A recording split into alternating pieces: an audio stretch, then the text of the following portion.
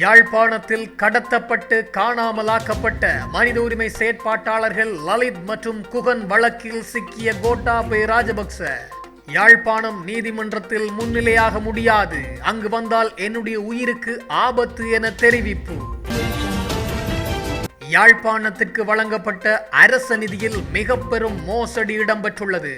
ஆராய்ந்து கண்டுபிடித்த பிவித்ருஹெல உரிமையின் தலைவர் உதய கம்மன்வெல. கெசல் பத்ரபத்மேவிடம் நடத்தப்பட்ட கடும் விசாரணைகள். பல உண்மைகளை வெளியிட்ட கெசல் பத்ரபத்மே பல கொலைகளை செய்வதற்காக மறைந்திருந்த பெண் உட்பட மேலும் 2 அதிரடி கைது. விவசாய அமைச்சுக்காக ரணில் விக்ரமசிங்க காலத்தில் ஒரு கட்டடம் ஒன்றை சட்டவிரோதமாக கொள்முதல் செய்த விடயத்தில் நாடாளுமன்ற உறுப்பினர் கஜந்த கருணாதிலக்க லஞ்ச ஊழல் ஆணைக்குழுவால் சுற்றி வளைப்பு. இலங்கைக்கு பல உதவிகளை அள்ளி வழங்கும் இந்தியா மற்றும் அமெரிக்கா. அமெரிக்காவின் உதவிகளால் மெய் சிலிர்த்து போன இலங்கை அரசு.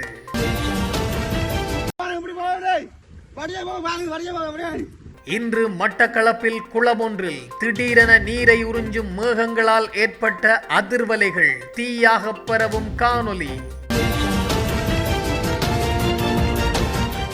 யாழ்ப்பாணத்தில் காணாமல் ஆக்கப்பட்ட லலித் மற்றும் குகன் ஆகிய 2 தொடரிலும் சாட்சியம் அளிக்க அப்போதைய பாதுகாப்பு செயலாளர் யாழ்ப்பாணம் வருவதற்கு என்ன அச்சுறுத்தல் இருக்கின்றது என்பதனை நியாயமான காரணங்களுடன் சத்திய கடதாசியை மன்றில் சமர்ப்பிக்குமாறு யாழ்ப்பாண நீதவான் நீதிமன்றம் உத்தரவிட்டுள்ளது. கடந்த 2011ஆம் ஆண்டு மனித உரிமைகள் தினமான டிசம்பர் மாதம் 10ஆம் தேதி யாழ்ப்பாண நகரில் நடத்த திட்டமிடப்பட்ட காணாமல் ஆக்கப்பட்டோரின் உறவினர்களின் போராட்டத்தை ஒழுங்கமைப்பதில் ஈடுபட்டிருந்த லலித்குமார் வீரராஜ் மற்றும் குகன் முருகானந்தன் ஆகியோர் ஆவரங்கால் பகுதியில் வைத்து முதல் நாள் காணாமலாக்கப்பட்டனர்.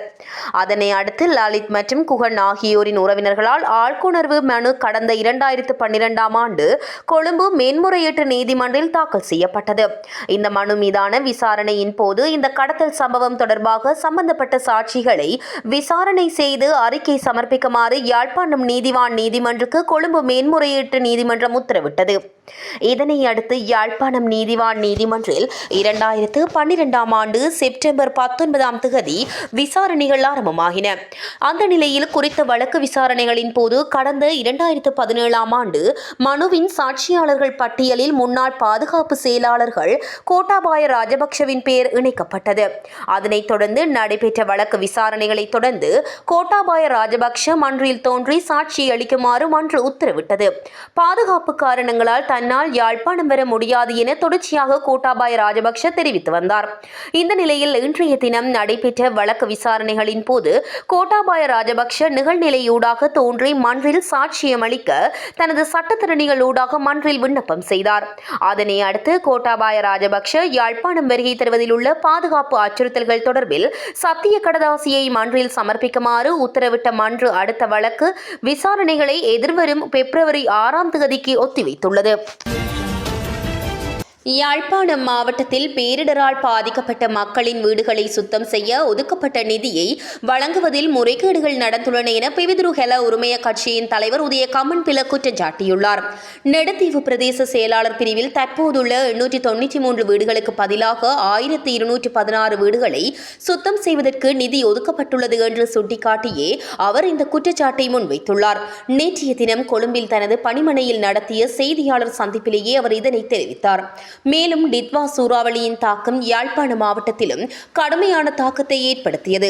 அங்குள்ள பல பிரதேச செயலாளர் பிரிவுகளில் மக்கள் பாதிக்கப்பட்டுள்ளனர். யாழ்ப்பாண மாவட்டத்தில் 16,312 குடும்பங்களை சேர்ந்த 51,879 பேர் பாதிக்கப்பட்டுள்ளனர். 2 வீடுகள் முழுமையாகவும் 322 வீடுகள் பகுதியளவிலும் சேதமடைந்துள்ளன என்று அனர்த்த முகாமைத்துவ மத்திய நிலையத்தின் சமீபத்திய தரவுகள் தெரிவிக்கின்றன. இந்த சூழலில் அரசாங்கம் சமீபத்தில் அனர்த்தத்தால் பாதிக்கப்பட்ட மக்களின் வீடுகளை சுத்தம் செய்வதற்காக 25,000 ரூபாய் ஒதுக்கியுள்ளது. இதன்படி யாழ்ப்பாண மாவட்டத்துக்கு 36,14,75,000 ரூபாய் ஒதுக்கப்பட்டது.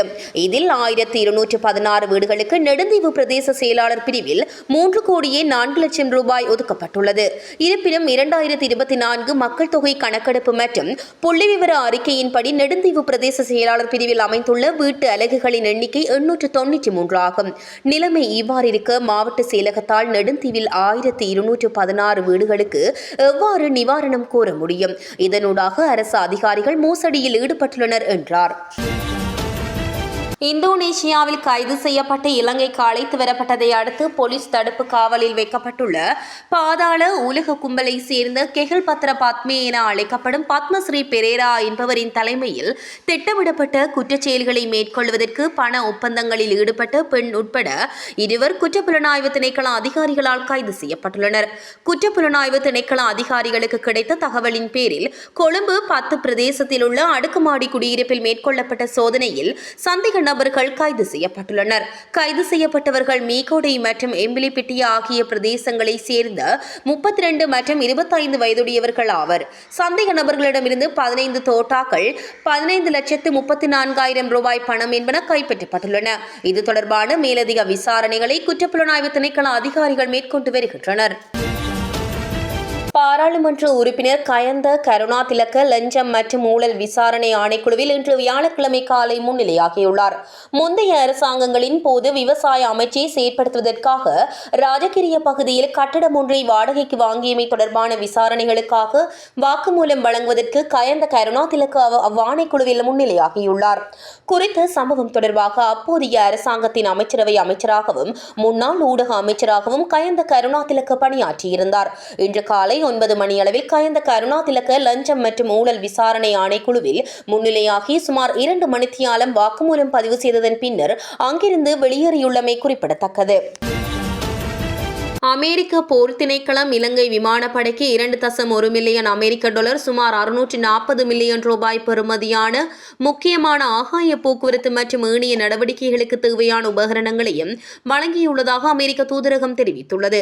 இந்த உபகரணங்களில் எரிபொருள் ட்ரக் வண்டிகள், பேரொளி விளக்குகள், மின் இயந்திரங்கள் மற்றும் சரக்குகளை ஏற்றும் காவி செல்லக்கூடிய தளங்கள் ஆகியவை அடங்குகின்றன. பாதிப்புக்கு உள்ளான பகுதிகளில் வசிக்கும் மக்களுக்கு மிக வேகமாக நிவாரண நடவடிக்கை இவை அனைத்தும் தற்போது செயல்பாட்டில் பயன்படுத்தப்பட்டு வருகின்றன. இந்த உபகரணங்கள் C-13 OJ மனிதாபிமான நிவாரண நடவடிக்கைகளுக்கு நேரடியாக உதவியளிக்கின்றன. நிவாரணப் பொருட்களை பெறுதல், எரிபொருள் நிரப்புதல், மின்சாரம் வழங்குதல், ஏற்றுதல் மற்றும் நகர்த்துதல் போன்ற பணிகளை இலங்கை மற்றும் அமெரிக்க விமானப்படைகள் விரைவாக மேற்கொள்ளக்கூடிய வகையில் இவை உதவுகின்றன. இதன் மூலம் வெள்ளம் மற்றும் நிலச்சரிவு பாதிப்புக்குள்ளான பகுதிகளில் வசிக்கும் மக்களுக்கு மிக வேகமாகவும் அதிக அளவிலும் நிவாரண உதவிகள் சென்றடைய அமெரிக்காவின் ஆதரவு பெரிதும் பயனுள்ளதாக அமைகின்றது. அதேவேளை கடந்த வாரம் அமெரிக்கா அறிவித்த 2 மில்லியன் அமெரிக்க டாலர் மதிப்பிலான அவசர உயிர்காக்கும் உதவிகளுக்கு மேலதிகமாக இந்த உபகரணங்களை வழங்கியுள்ளமை குறிப்பிடத்தக்கது.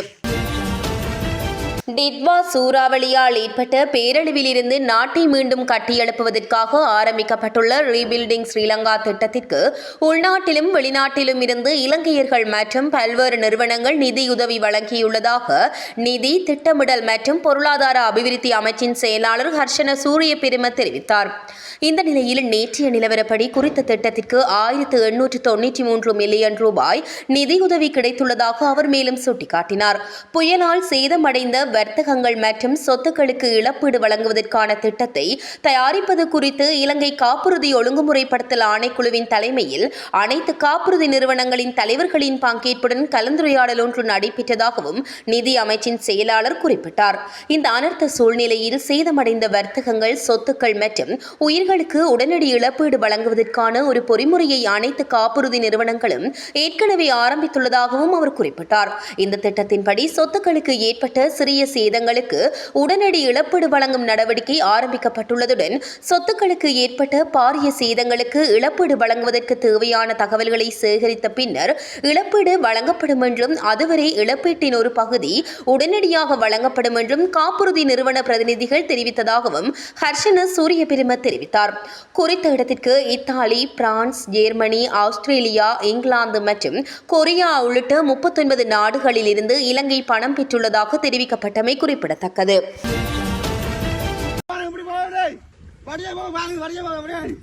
மட்டக்களப்பு கித்தூள் குளத்தில் நீரை மேகம் உறிஞ்சும் காட்சி சமூக வலைதளத்தில் வைரலாகி வருகின்றது.